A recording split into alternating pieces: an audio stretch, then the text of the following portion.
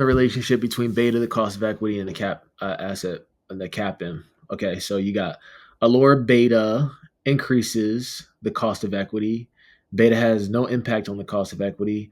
Higher beta stabilizes the cost of equity. High beta indicates higher risk and therefore higher cost of equity. It's the last one. Why? Because, well, if you've got a beta, let's say 1.5, and the market moves up 10 points, well, then that particular stock's going to move up 15 points. So it's more volatile. And so the higher the beta, the more volatile the stock is. The average industry unlevered beta for the following group of companies. Okay, let's do that. Average industry unlevered beta.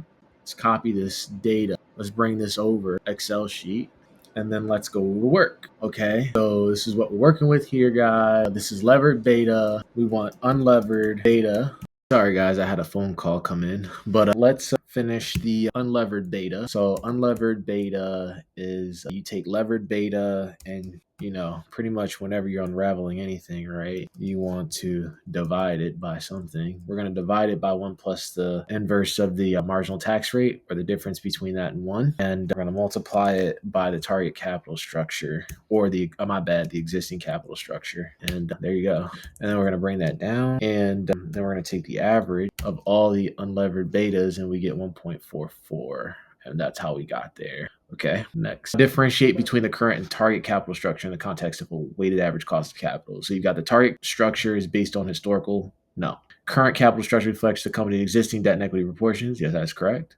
The current capital structure is used for long-term projections. No. Current capital structure is based on future funding. No, it's this one. Current capital structure reflects the company's existing debt and equity proportions. So determine the impact of the WACC on a company's valuation. Okay, higher WACC increases the present value of the future cash flows. No.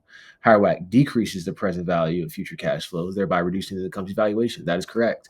Why? Well, because it's literally the cost of borrowing and the cost of you got to return to the investors, and if they want more, well, the WACC is higher, well, then there's more risk. And if there's more risk, it's less valuable, because assets or cash flows that are less risky are more valuable. Okay, so assess the importance of using current market values and WACC calculations. Using current market values prevents WACC from reflecting the most current up-to-date, blah, blah, I don't know why I said that. Current market values are irrelevant to most parts of it. Using current market values ensure that the WACC reflects the most accurate up-to-date cost of capital. Current market values are only important when there is significant volatility in the current market. Okay, current market values and WACC calculations. Well, I guess ensures that the WACC reflects the most accurate up-to-date cost of capital structure. Select